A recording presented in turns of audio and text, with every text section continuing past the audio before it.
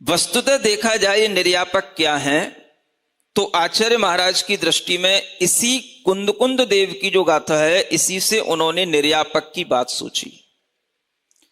और निर्यापकों के लिए क्या लिखा हुआ है कि वह दीक्षित शिष्य को अगर किसी भी प्रकार से कोई उनका अंतरंग या बहिरंग छेद हो जाता है, छेद माने वह किसी भी तरह से अपने गुणों में दोष लगाते हैं, तो उसे प्रायश्चित देकर के संवेग निर्वेग के वचनों से उसका संवरण करके उसे पुनः उपस्थापित करने का काम ये निर्यापक का होता है। सुन रहे हो? आचार्य महाराज तो सिर्फ नाम देकर के चले गए, बता के नहीं गए किसका क्या काम है। बहुत सी चीजें उनके अंदर ही रह करके चली गई, और वह चीजें जो उनके ही अंतरंग में रह करके चली गई, अब हम ये तो नहीं कह सकते हैं कि उनके अंतरंग में और क्या क्या था। तो आगम की दृष्टि से जब हम देखें तो आगम में निर्यापक का मतलब क्या कहा गया? दीक्षा गुरु अलग हो गए, जिन्होंने आपको प्रव्रजित कर दिया वो दीक्षा गुरु हो गए, और उसके उपरांत यदि आपके लिए किसी भी प्रकार का कोई दोष है तो आप प्रायश्चित अपने किसी भी जो चिर प्रवर्जित साधु हैं, जो आपके लिए योग्य लगते हैं, आप उनसे आप प्रायश्चित ले सकते हैं, उनसे आप शिक्षा ग्रहण कर सकते हैं, उनसे आप अपना स्थितिकरण कर सकते हैं, और इस तरह का जो करें उसी को निर्यापक कहा गया है आगम की दृष्टि में। समझ रहे?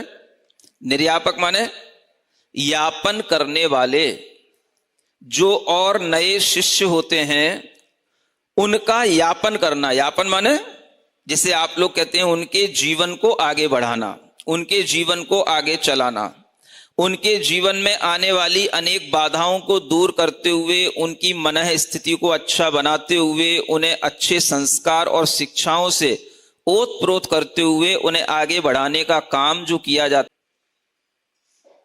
सुन रहे हो? पहले कई लोग हमसे पूछ चुके निर्यापक क्या होते हैं, हमने कभी अपना कोई वक्तव्य नहीं दिया। समझ आ रहा है? यहां तक कि अभी जब कुंडलपुर में बैठे थे तब भी संघ के बीच में चर्चा हुई, निर्यापकों के क्या कर्तव्य होने चाहिए, क्या मतलब है जो आचार्य महाराज कह करके गए, तब भी मैंने अपना मुंह नहीं खोला। आज बोल रहा हूं।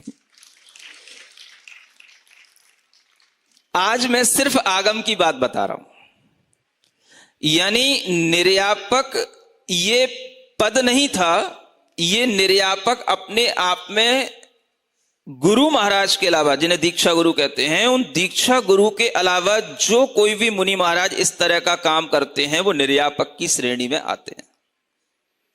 निर्यापक का पद की घोषणा ये आचार्य महाराज ने इस शताब्दी में करके एक नए पद की घोषणा कर दी है। ये पहले पद के रूप में था, ऐसा नहीं कह सकते।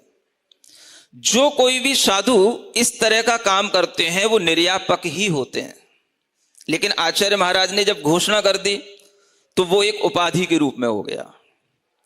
लेकिन आगम की दृष्टि से जब हम देखते हैं तो वह आगम की दृष्टि से जो साधु इस तरह से शिक्षा के संस्कार देते हुए, प्रायश्चित आदि देते हुए शिष्यों को मजबूत बनाते हैं, उन्हें उस मोक्ष मार्ग पर स्थिर किए रहते हैं, वो सब निर्यापक का कार्य करते हैं। ये उस गाथा की टीका से, जयसेन महाराज की टीका से ये अर्थ उससे निकल रहा है।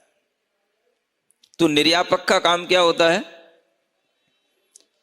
छेद यो, दो प्रकार के छेद होते हैं, अंतरंग और बहिरंग, दोनों प्रकार के छेद यो प्रायश्चित्तम दत्वा, दोनों प्रकार के छेद हो गए तो प्रायश्चित देके, ये मैं वो पूरी टीका की लाइन पढ़ के सुना रहा हूं आपको, जयसेन महाराज की जो टीका है। प्रायश्चित्तम दत्वा छेद यो संवेग निर्वेग विशेष शब्द ही संवरणम कृत्वा, संवरणम ये कुर्वन्ति ते शिक्षा गुरुव श्रुत गुरुवश्च, ऐसे दो शब्द दिए वहां पर। संवेग के वचनों से और निर्वेग के वचनों से उनका संवरणम ये कुर्वन्ति ते शिक्षा गुरुव श्रुत गुरुवश्च, ऐसे दो शब्द दिए वहां पर। संवेग के वचनों से और निर्वेग के वचनों से उनका संवरण करते हैं। संवरण का मतलब, संवर माने रोकना, उनकी क्रियाएं गलत हो रही हो उनको सही करना, उनका मन गलत हो रहा हो उसको संभालना, इसका नाम क्या है? संवरण करना। ये संवरण शब्द दिया वहां पर। किससे? संवेग के वचनों से, निर्वेग के वचनों से, है ना। माने संवेग निर्वेग भावों के जो वचन होते हैं, इनके माध्यम से उनको पुनः स्थापित करना, किसी भी प्रकार से कुछ गलती हो जाने पर उन्हें संभालना, इस तरह का जो काम करते हैं वो निर्यापक होते हैं। तो निर्यापक का मतलब क्या होता है? उन साधुओं का यापन करना जो आचार्य महाराज ने दीक्षित कर दिए हैं, लेकिन सभी पर ख्याल आचार्य महाराज नहीं रख सकते हैं, क्योंकि उन्हें आगे भी और बहुत सारे काम होते हैं। तो संघ के अनेक लोग इस तरह का जब ये कार्य करते हैं तो उसके माध्यम से उन शिष्य समुदाय का यह आगे निर्यापन होता रहता है। माने निर्वहन जिसको कहते हैं, उसी को निर्यापक कहते हैं। निर्वहन, है ना। उनका उस तरह से धर्म जो आचार्य महाराज ने उन्हें मूल गुण दिए हैं वो उनके आगे बढ़ते रहें, चलते रहें, इस कार्य को करना।